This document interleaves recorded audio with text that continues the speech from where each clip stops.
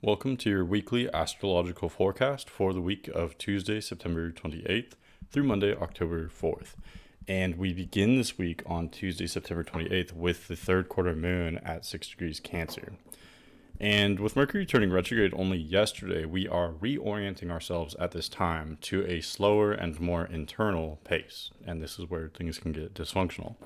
The third quarter moon at 6 degrees Cancer makes this shift even more pronounced, adding some chaos to the picture, but also giving us an excellent opportunity to shift our perspective regarding our feelings and beliefs, especially involving our personal relationships.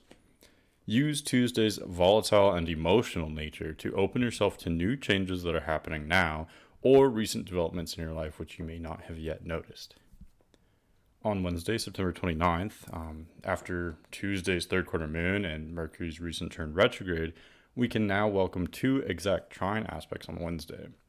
Venus trine Neptune at 21 degrees of Scorpio and Pisces respectively allows our creative juices to flow and intuitive juices. This is an excellent day for anything creative or artistic, as our imaginations will be vibrant, especially considering Mercury retrograde as well. In addition to Venus trining Neptune, Venus also makes a trine with Saturn at 6 degrees of Libra and Aquarius respectively. This aspect influences us to be outgoing but disciplined in our social interactions. We may be especially considerate of the future ramifications of our words and actions at this time. Sun trine Saturn will also support us to use our social networking abilities to work toward our goals on Wednesday. Moon is still in Cancer, and so we are still feeling the restless and frenetic energies of Tuesday's third quarter moon.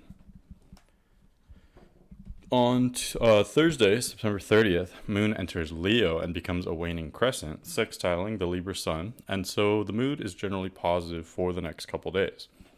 Venus squares Jupiter at 22 degrees with Venus in Scorpio and Jupiter in Aquarius, and so we may experience sudden upheavals or transfers in our wealth and resources at this time, especially with any sort of investments or debts that are managed online.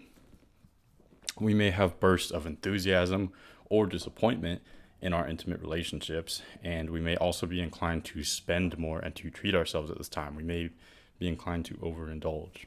So use moderation at this time to capitalize on the highs and minimize the lows of this Thursday. On Friday, October 1st, we end the week and begin the month with two exact aspects, Mars opposing Chiron and Mercury squaring Pluto.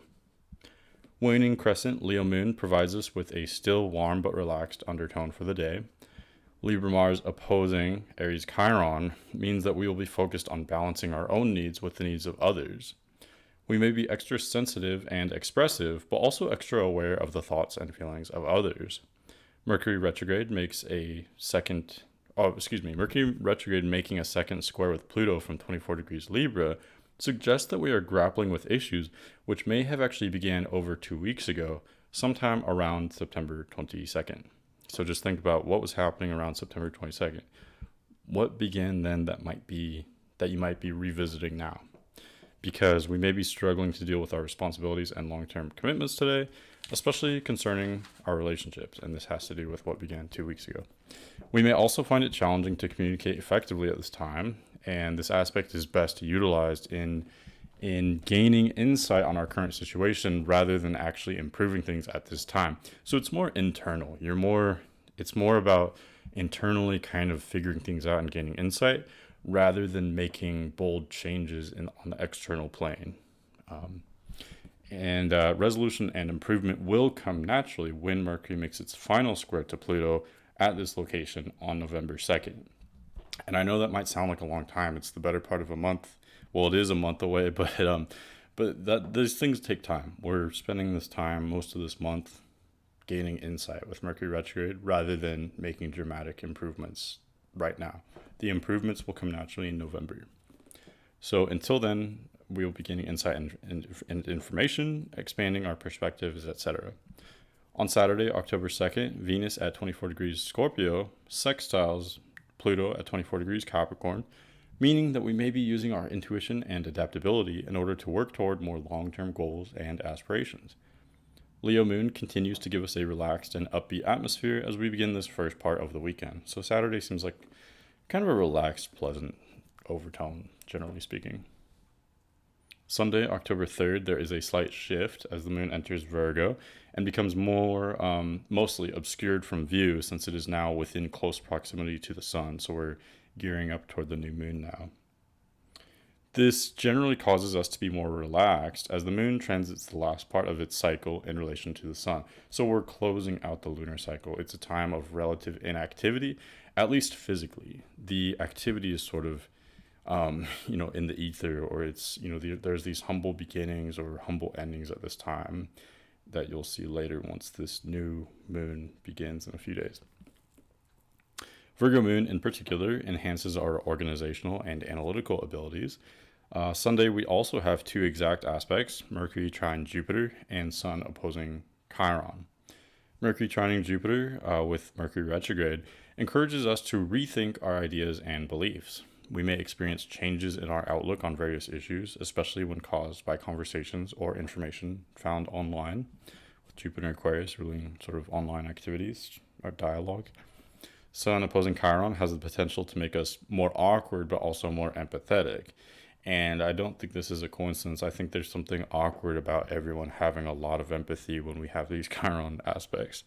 So we will be more aware of the thoughts and feelings of others, but also simultaneously more expressive of our own. So there's that sort of crash there between the sun ruling the ego, but it's in Libra, which rules sort of diplomatic relations with others. And then there's Chiron, which rules empathy, but it's in Aries, which rules ego and the self. So they're kind of two clashing, literally opposing energies on Sunday.